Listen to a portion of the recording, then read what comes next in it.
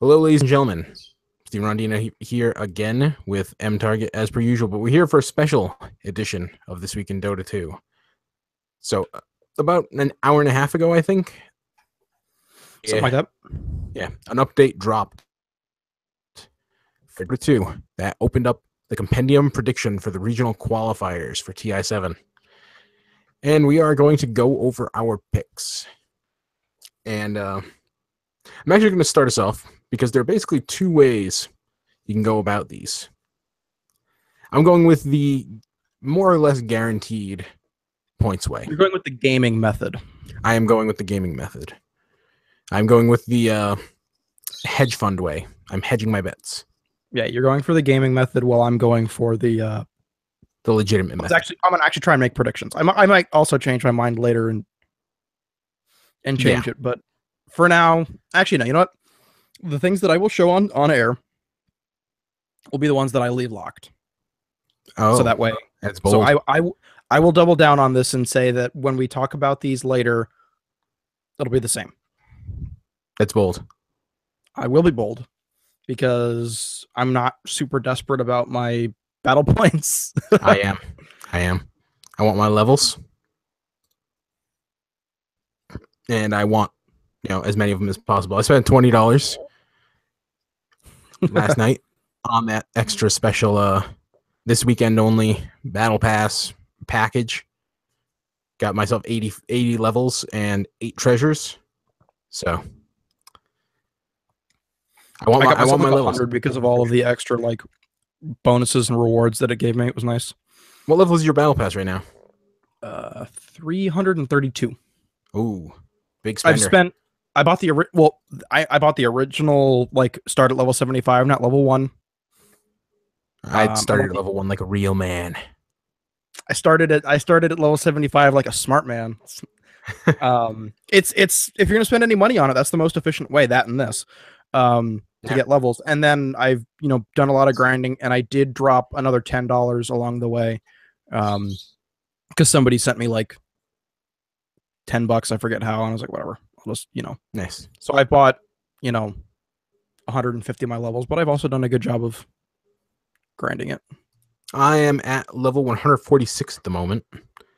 And that's, like I said, 80 of that is from buying, but the other 66, I worked for that. But anyway, you're not here to listen to that. You're here to check out our predictions. And we're going to get right into them. Like I said, I'm going with a hedge my bets away. And the way that works is you basically pick one team from each region, and then you fill it in across the board. Going to do screen share so you can see me. Oh, God. Okay. Oh, God. Wrong screen. Okay. That is good? Yep. All right. So we had some nice infinity shot going on. Like I said, I'm going with the guaranteed return way, more or less. One team for each region. You pick the team that's the safest bet, and you just plug them in for each spot. And as you can see, that team, in my book, for North America is Planet Odd. TI 6 runners-up, and have looked generally solid since. Not bulletproof, but good enough that they're almost guaranteed a spot in the international. And I could pick them for first place or second place, pick somebody else for the other. But doing this gets me that guaranteed 500 battle points. Team Compared Secret to where they have to be where I predict them, otherwise I'm SOL. Yeah, if you pick Planet Odd for second place and they come in first, like you said, SOL. So I'm just going with Planet Odd 1 and 2. As long as they get in, I get my points. Same thing with Team Secret for Europe, 1 and 2. And I think you would agree that they're basically guaranteed winners, right? Or yeah, unless something crazy happens, yes. Which isn't out of the question for Team Secret, but now with China, that's really, really tough because it's such a deep pool of teams. But I would say that the most likely as a whole is LGD Forever Young. I've got them for all 3 of those. Southeast Asia, TNC Gaming. They could realistically come in at first or second or third because they are probably objectively the best team overall and have the overall best level of achievement since the Kiev Major. But they are prone to losing to Faceless. So that makes them a little bit shaky, but like I said, they're the most likely to be able to get in, and as such, guaranteed 500 points there. Now, there are no guarantees with South America or CIS, but I went with Infamous. You can really go with Elite Wolves, Infamous, or SG comfortably. The open qualifier winners, you should probably just steer clear of them.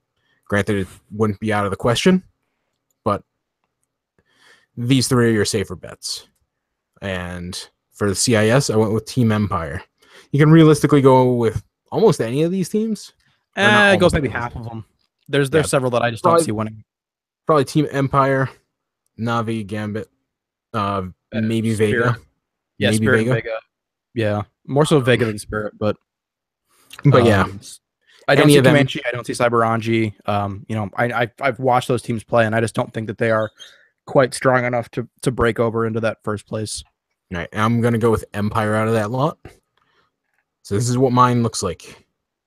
And like I said, this is basically guaranteed to get me 500, 1,000, 1,500, 2,000 points.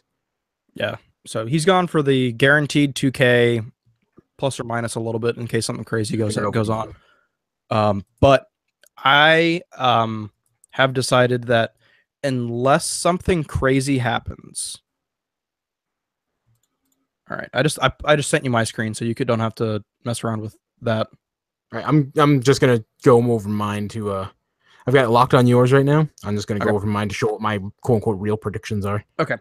So my predictions are I'm going the quote real method here of predicting everything. It's also the more gambling or riskier one. If it pays off, I get 6K. If it doesn't pay off, I could get 0 pretty easily. Even though I could be very, very close to correct. So in North America, I think that Planet will take first and NP will take second. That second slot you can kind of juggle with, but that's what I realistically think is going to happen. NP, you got Digital Chaos and Complexity, but Complexity needs a lot of help to really make it the last bit of the way there. And then in Europe, Team Secret, I don't think a whole lot of people will disagree with. Mouse Sports, personally, I have the hope. But Danish Bears also have a good shot. Maybe Singularity. Not a huge fan of Alliance taking second, Pentasports taking second, 4 Protect 5 taking second, or the Open Qualifiers taking second. But that's my prediction, is those two. Again, a pretty solid one, and then a gut check here. In China, like we said, this is super risky, but LGD, FY, LGD, and then CDEC, this could really easily be FGJ, or VGJ, excuse me, IG Vitality, eHome. Again, just major gut check here. I just think that CDEC are going to pull it out. SCA, as much as we said that Faceless are TNC's kryptonite is the term you're looking for. Yeah, I see TNC winning it. TNC, Faceless, and then this third slot, I've got Clutch Gamers over Fnatic, Mineski. I see them winning that. And then in CIS, I've got Gambit, but again, like we said, Empire, Vega are both very good as well. And then always, we're at a Valve event. Navi, you can never count out. And then for South America, my money's on SG. Partially gut check, partially just I kind of want to see them go to a second Valve event back to back. Hop out and hop back in because you're sounding pretty crackly at the moment. I'm gonna hop over to mine and show off my quote unquote real predictions. Okay. So back over to Dota 2. So my overall predictions aren't too far off from his.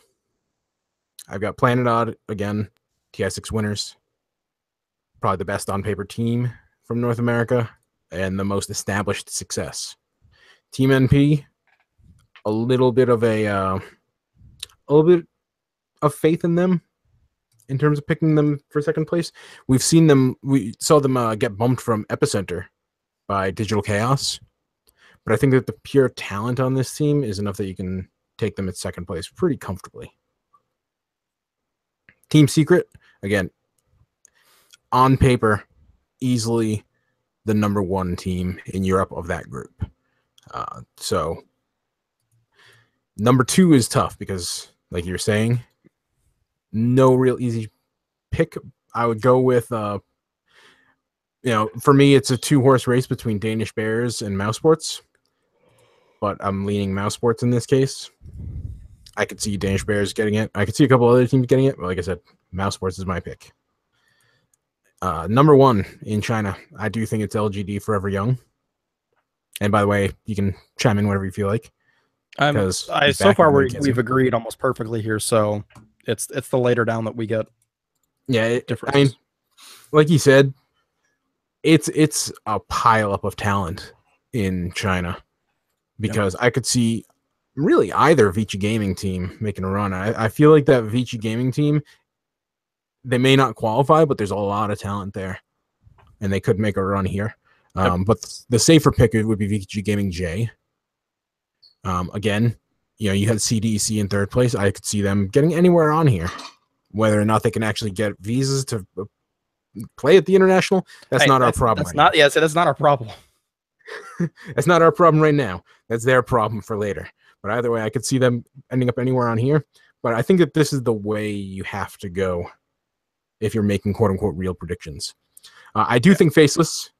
TNC is the better team on paper. I think Faceless is still just the Goldberg to their Brock Lesnar. Yeah, total dating yourself a little bit there, but anyways, that was last year's WrestleMania or this year's WrestleMania. Was it really that recent? I don't pay attention to wrestling, so it was in April. I just grew up on Brock Lesnar as well, so Anyways, As far as but let me defend this pick right now because that's a little bit strange and I know it, but I feel like there's enough pure talent on Fnatic right now that they should be looked at as maybe even among that on that same tier as Faceless and TNC, because I really like that their lineup of players. In terms of what they're capable of, I would say that they're right alongside them. We haven't really seen how well they can perform as a team over a consistent length of time yet, but I do like Fnatic a lot, and I think I like them enough that I'm picking them at third place. Okay. I think that now that TNC has had so much time to work with Kips and her analysis, I think that I'm back. TNC is quite frankly damn near unbeatable in Southeast Asia, again, in my opinion. And I think that, Faceless, TNC, okay, cool, whatever.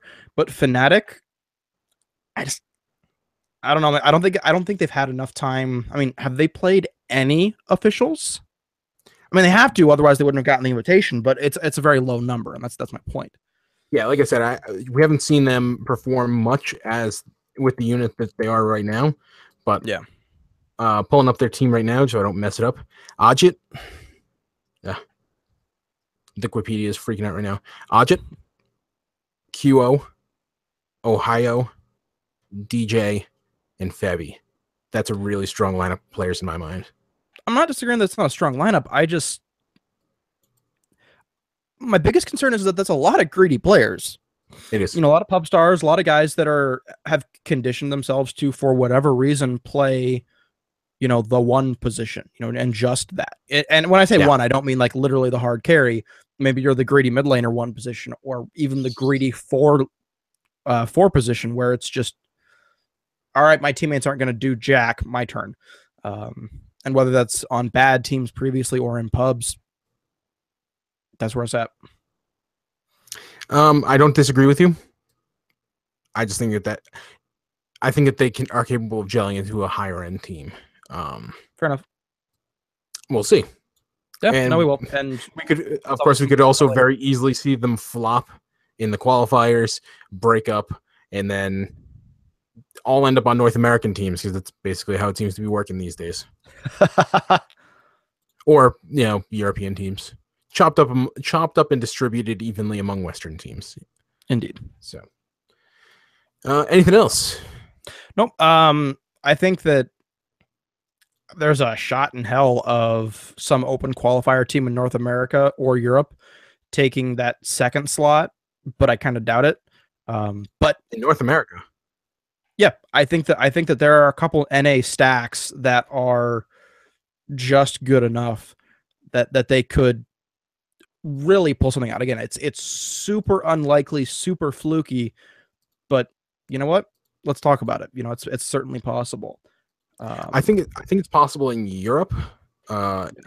Certainly possible in South America.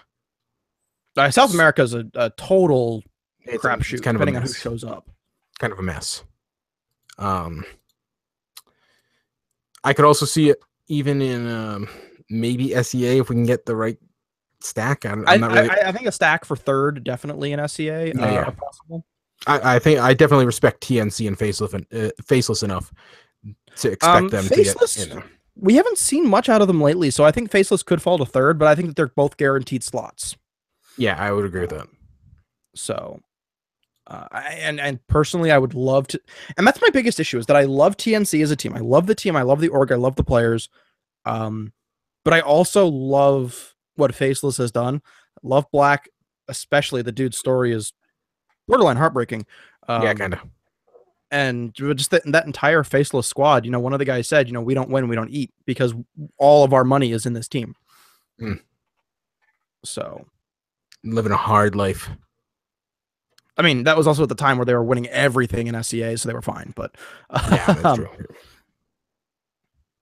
I mean, ultimately, we'll see. Are there any particularly interesting stacks that have popped up in the open qualifiers yet? I haven't really seen. I've seen like Admiral Bulldog making a run at it. Yeah, there's an IX Mike stack that's rolling right now. That's sort of like part of X Freedom. Some other people Wanted is making another run at it. Really? PPD stack. But yeah, PPD, Ritsu, B, Jubei, Boris, and PPD. The problem is that Boris and IX Mike are both still rocking their Freedom tags. So I don't know how they're going to do that because I thought that they were on Freedom. It's possible they're just rocking the tags and that they haven't changed yet. I'm not sure. But then, yeah, you've got WWD, Dark Raid, ZXYC, IX Mike, and Vivian. But that stack's not really making me love it. And then obviously there's the veggies, which I wasn't they're good enough to get in there weekend. But did you give me the floor / permission? Go for it. Run. Okay. Go. Just let me know when I go too far.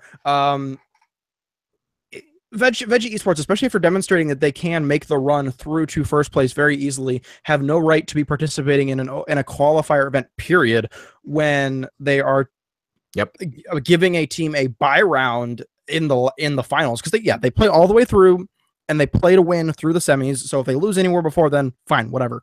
Or so they say.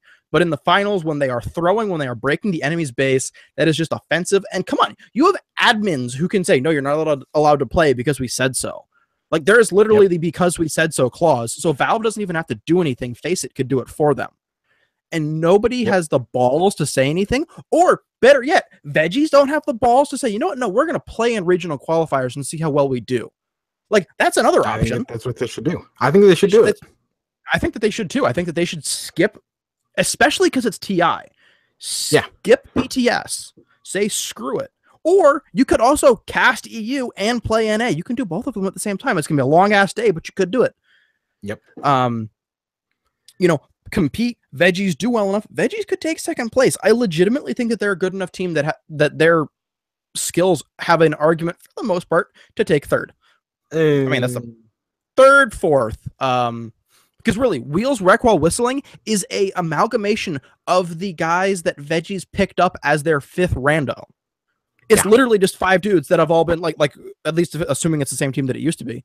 Reds, I don't even know who's on that team anymore. Freedom is a solid tier 2 team that we've seen the Veggies guys body a million times. I mean, yeah, you've got DC and Complexity fighting for third, but I think that they have a shot on any given day. I think they could beat one of them. I think that they could probably beat Complexity on the right day. I would. Yeah. I give enough. I hold a DC in high enough esteem Fair enough. that I would I think that their run through the qualifiers for Epicenter kind of showed that they are capable of breaking wins off of the NPs and maybe even the Planet Odds.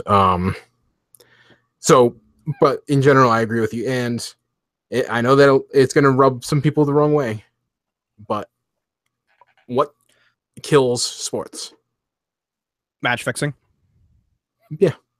When or lack of competition or whatever. So I agree. When the game loses its integrity, you're not going to be able to deal with potential broadcast partners. Yeah. When the Chicago White Sox threw the World Series back in the day, it almost killed baseball because there was no faith in the integrity of the game. Yep. If you are ESPN, if you are ESPN3 and you're kicking around the idea of running qualifiers action, are you really going to be that interested in doing it after you see a team throw a game? Like, openly throw a game? The answer is no, you're not. The answer is you better not. And not even an ESPN3, a CBS Sports. Yeah. A versus, whatever they are now. Yeah. If you're any kind of actual mainstream sports network, even if you're a tech network, you're Polygon, you don't want to touch that. In terms of like actual coverage, I get that Polygon would love to talk about this as terms of, the throws for the clicks, but they're not going to want to cover it as a legitimate thing. No, because it's not a legitimate thing if you're throwing games in major tournaments. Obviously, we're not saying that veggies are drastically, but the problem is that it's setting the precedent and it is opening the door. It's absolute bullshit to think that the veggies throwing away the finals absolutely negates an entire half of 1,000 team bracket. Yep. That's 500 teams that you just said, sorry, thanks for playing, but it doesn't matter. And for every team that they beat, particularly, that's an extra punch in the gut because Team Red, for example, Team Red made it to the regional qualifiers. One major was, I want to say Boston. It's either Boston or Manila, and they made it to regionals, and they got sponsored by Team Red. Or they got getting looked at because they made it to regional qualifiers. And so if you lose to veggies in the semis, nobody's going to look at you. Nah. That season. Nah. So you're done. However, if you beat that team that veggies just threw to because you're a little better than that team, but still worse than veggies, that team's the team that's getting the sponsorship opportunity now. So you're SOL, kids. That's it. And that is what rubs me just grinds your gears. Grinds my gears so much, especially the hardest part for me is the fact that I like watching veggies play. I love watching Merlini stream. I love him. I love watching his stream, and I love listening to the way that they play. Yep, but it's fun. It's just enough fun. It's just serious enough, and it's a great way to approach competitive gaming as somebody that wants to see what it looks like in that microcosm.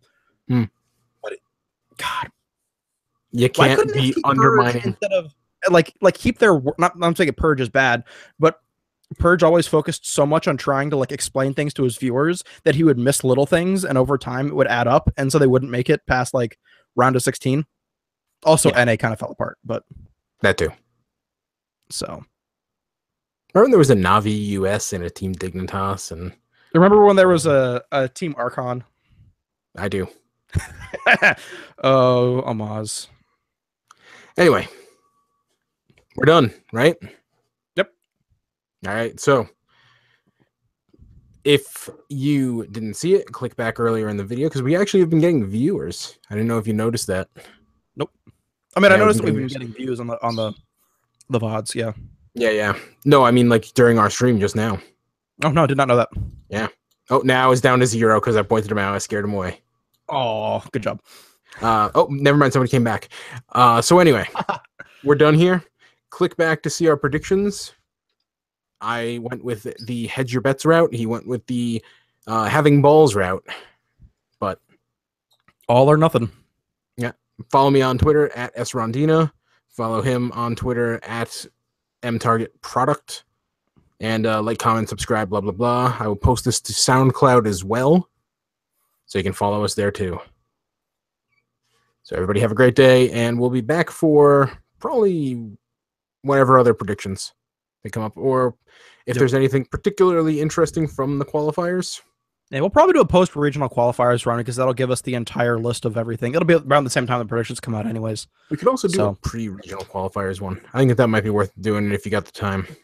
Yeah, if you've got the time, we might look into that as well. So just, again, that's all the more reason to sub to this channel or sub to SoundCloud is to keep an eye out for those things. Also following us on Twitter, because we subscribing and liking and leaving comments. I retweet them. Yes, because all that stuff represents us better on YouTube. Yes, algorithms and blah blah blah. Yes, that SEO. So everyone have a great weekend. Yeah, do all that stuff.